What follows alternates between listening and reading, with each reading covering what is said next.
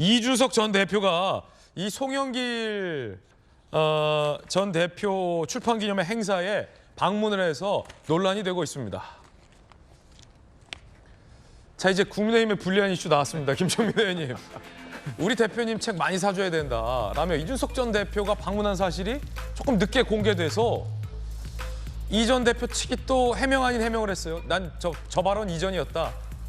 책만 샀다라는 해명하고 있는데, 안 그래도 국민의힘 이 지지자 입장에서는 요즘 이준석 전 대표의 행보가 그리 좋게 받아들이지는 않을 텐데, 송영길 전 대표의 저 발언이 있었던 행사에 이준석 전 대표가 가서 해맑게 책 많이 사줘야 된다라고 책 홍보까지 하고 있어서 당내에서 논란이 큰데, 아니 오신환 의원님 어떻게 보십니까?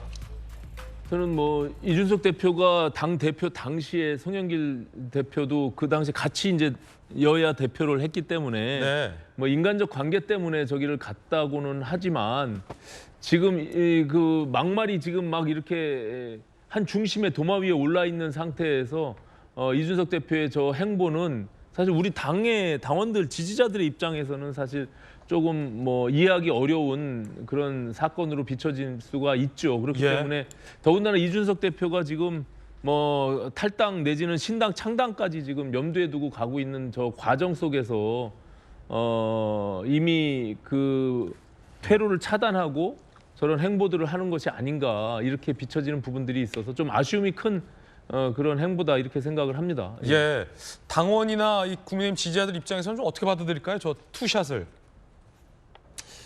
뭐 썩 좋게는 생각하지 않겠죠. 왜냐하면 그 송영길 전 대표의 저 지금 출판 기념회 자체가 저는 사실 좀 동의하기가 어려워요. 송영길 대표가 지금 그 전당대회에서 당대표 선거에서 돈봉투 사건으로 지금 한 중심의 한복판에 있잖아요. 어제 또 재판을 통해서 새로운 인물들에 대한 실명들도 거론되고 있는 이런 상황에서 출판 기념회를 한다는 것은 결국에는 총선을 다시 자기는 나가겠다 이런 취지로 하는 것으로 비춰지잖아요. 또 그 자리에 이준석 전 대표가 가서 격려하고 책 많이 사줘라라고 하는 저런 발언들도 우리 지지자들의 입장에서는 사실 납득하기가 어려운 그런 행보로 보일 수밖에 없죠. 예.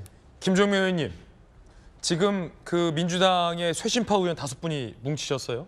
김종민 의원, 그 지난주에 저희 돌직구에 출연하셨던 이상민 의원, 그리고 돌직구 출신 조응천 의원, 그리고 이원욱 의원. 이원욱 의원, 동탄에 있는, 그리고 이제 윤영찬 의원까지 합류하셨는데, 공통적으로 이 의원분들이 연말까지는 기다려보다가 노력을 하다가 안 되면 결단하겠다라는 걸 시사하셨습니다. 특히 이제 송영길 전 대표 돈봉투 사건 때도 김종민 의원께서 이재명 당 대표를 향해서 돈봉투 의혹이 제기된 의원들에 대해서 좀 명확하게 기준을 갖고 대처하라라는 주문을 하기도 했는데, 째깍째깍 결단의 시간이 다가오고 있는데, 김종민 의원님, 네. 뭐 일각에서는 혹시 뭐 이준석 전 대표가 차리는 신당과도 함께할 수 있느냐 이런 질문 많이 받으실 것 같아요. 답을 주시죠. 뭐 여러 번 얘기했잖아요. 그거는 뭐 가능성 거의 없다고 보고요. 거의 없다. 일단 저희가 뭐 목소리를 내는 가장 큰 이유는 총선을 앞두고 민주당이 좀 변화해야 된다. 민주당의 결단을 우리가 요구하거나 그 결단을 촉구하기 위해서 목소리를 내는 거지, 우리가 민주당 말고 뭐 다른 어떤 선택을 하기 위해서, 그런 결단을 하기 위해서 모인 건 아니고요. 그렇죠. 그래서 일단은 저는 이제 12월 말까지가 네. 총선 앞두고 어떤 정당이 좀 새롭게 변화할 수 있는 그런 시간이 주어진 마지노선이라고 보거든요. 그래서 총선 앞두고 지금 이것보다는 좀 바뀌어야 된다. 그 중에 하나가 이제 돈봉투 사건 같은 건데, 돈봉투 사건에서 제가 제일 아쉬웠던 거는 정치인들이 정치를 하다 보면, 또는 정당에서 보면 여러 가지 사건이 많이 일어납니다. 또 비리도 있을 수 있고, 문제는 그거에 어떻게 대처하느냐가 문제예요. 예. 그런 비리가 전혀 없이, 사건 없이 어떤 정당이나 정치가 이루어지기는 어려워요. 그런 일이 벌어졌을 때 저는 그게 적든 크든 당연히 엄중 조사하고 단호하게 당은 대처해야 돼요. 개인적으로야 좀 뭐 동정이 갈 수도 있고 좀 정상 여지도 있고 하지만, 그게 국민들의 기준이죠. 예, 당이 그렇게 해야 그 당에다가 사람들이 표를 던집니다.